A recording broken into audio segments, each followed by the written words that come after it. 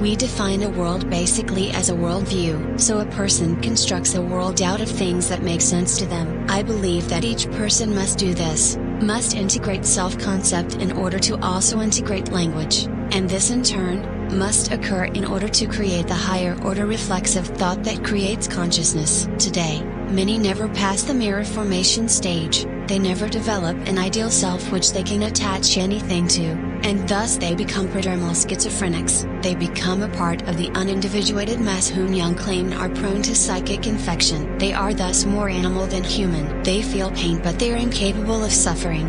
In a person who begins to individuate, all the disparate formations perceived by the senses are associated together into language and described meaning. But in order to do this, there has to be a prevailing meta-narrative. In this case, the cult, or even the society, creates, shapes, and forms that meta-narrative. To destroy this narrative is to destroy the self, to unravel that which merges one with the larger parental unit, to be flung into outer darkness, to become marginalized, to be devoured by the other, by the chaos beings. In rejecting the consensus social reality, which one has been born with, the individual undergoes an actual ego death. At that point it is incumbent upon them to somehow recreate their personality from scratch.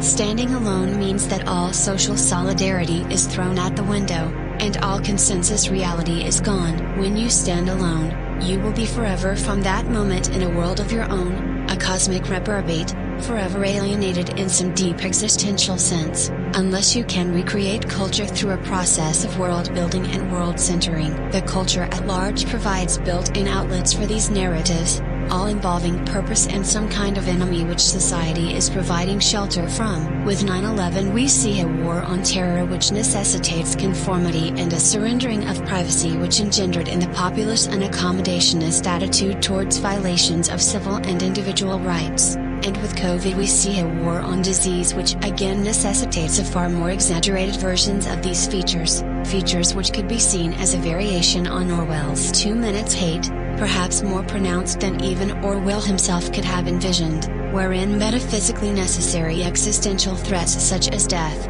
fear, and disease themselves are anthropomorphized, monsterized and reified. They are concretized through a social engineering narrative that reduces metaphysical necessities into forms of social oppression which, we are told, have tangible, ordinary sources within the physical world itself, sources which can be overcome through transhumanist technoscientific and Marxist political means.